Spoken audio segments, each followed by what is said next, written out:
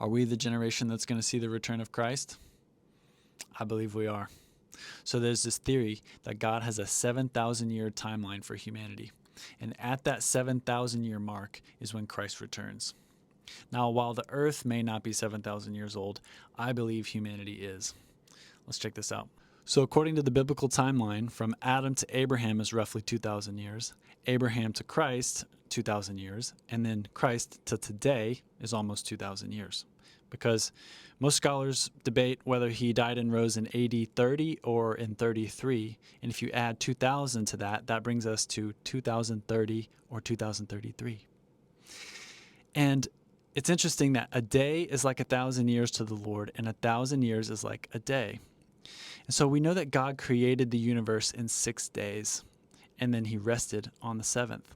Likewise, mankind has worked and toiled since Adam for these 6,000 years. And we know that when Christ comes back, he's going to rule and reign in the millennial kingdom for 1,000 years, and his children will be able to enter his rest, the same way God worked and then rested on the seventh day.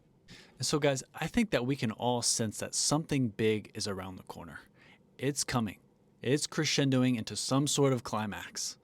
And I don't think it's a coincidence that we are nearing the end of our 6,000th year of humanity, end of day 6, coming into day 7.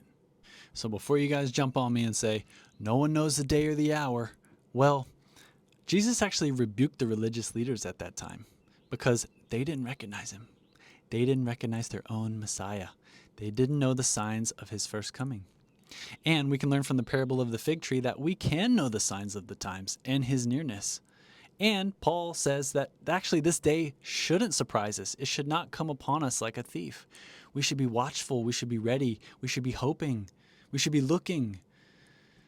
And frankly, guys, with this timeline and the tech infrastructure that's being built for a one world antichrist system right now, and Israel, God's chosen people, after 2,000 years, finally coming back into their land in 1948 in order to be reconciled back to their Messiah during the tribulation, and all the other end times Bible prophecy that's being fulfilled right now, yes, we may not know the day or hour, but we can know the season.